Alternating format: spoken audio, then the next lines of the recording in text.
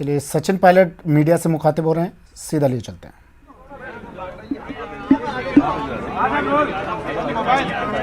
दावे किए जा रहे हैं सर दोनों तरफ से, जितनी उम्मीद कांग्रेस पार्टी को तीनों उम्मीदवारों। आज शाम तक पूरी स्थिति स्पष्ट हो जाएगी।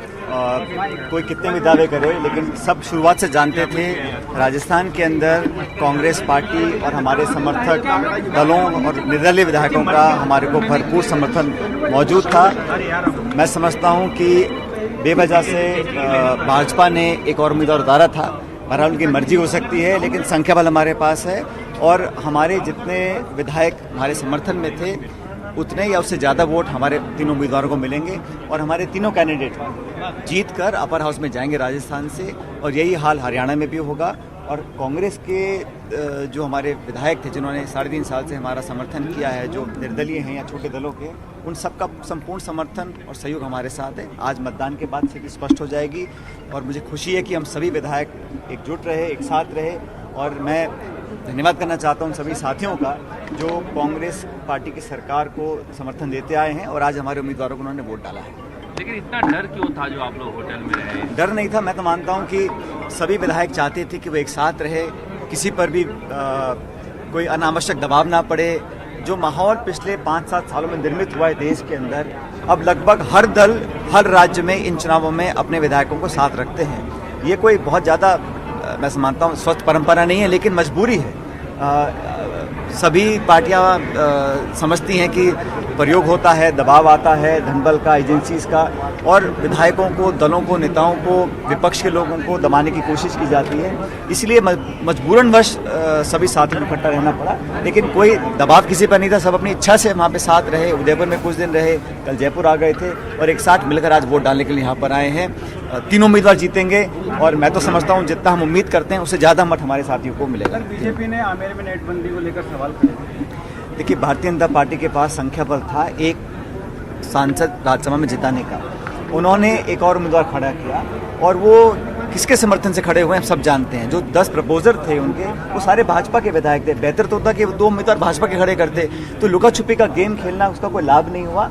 और अंत में जब परिणाम आ जाएंगे तो तीनों के तीनों हमारे उम्मीदवार अच्छे बहुमत के साथ जीत कर जाएंगे और तीनों कांग्रेस पार्टी की अपर हाउस में एक प्रमुख आवाज़ बनकर राजस्थान के देश के मुद्दों को उठाएंगे। और एक राष्ट्रीय पार्टी होने के नाते मैं समझता हूँ ज़रूरी था आलाकमान को, सोनिया जी को, राहुल जी को, कि कुछ ऐसे लोगों को राज्यसभा में भेजें जो भाजपा की सरकार का मुकाबला कर सकें और जिनका अनुभव हो, जिनकी आवाज़ में ताकत हो। और ये तीनों हमारे साथी जो बड़े अनुभवी हैं, रणदीप जी, मुकुल जी और प्रमोद तिवारी जी, तीनों हमारे सांसद बनकर जाएंगे और प्रदेश की खुशहाली के लिए आगे काम करेंगे। ईडी के समक्ष पेश होंगे राहुल गांधी अलग-अलग प्रदेशों में। देखिए, आप जानते हैं ये जो दुर्भावना से, द्वेष की भावना से, प्रतिशोध की भावना से विपक्ष के लोगों को टारगेट किया जा रहा है, ना सिर्फ हमारे नेता लेकिन तमाम विपक्ष की पार्टी के नेताओं को, और खासकर कांग्रेस पार्टी में, चाहे सोनिया जी हों चाहे राहुल जी हों। जो केस 6-7 साल पहले बंद हो गया, उसको दोबारा खोला गया।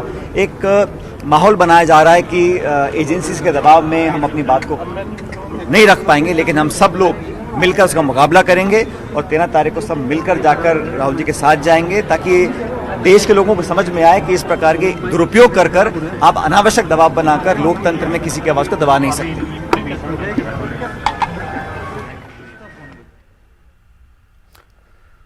चलिए, तो सचिन पायलट पत्रकारों से बात कर रहे थे और ये सतीश पूनिया की भी तस्वीरें देखिए आप। जब सतीश पूनिया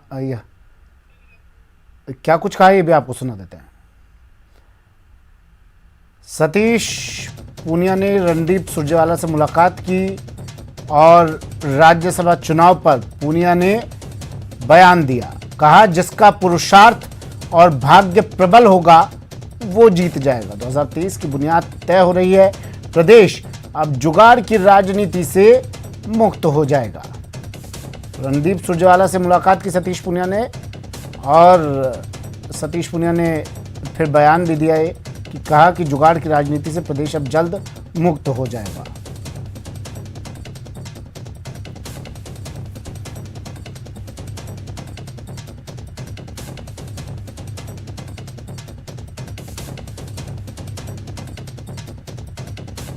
तस्वीरें देखिए, रणदीप सुरजेवाला, शांति धारीवाल, तमाम लोगों से बात करते हुए, मुलाकात करते हुए सतीश पूनिया। और उसके बाद कहा उन्होंने, जिसका पुरुषार्थ और भाग्य प्रबल होगा, जीत उसकी ही किस्मत में लिखी जाएगी। 2023 की बुनियाद तय हो रही है।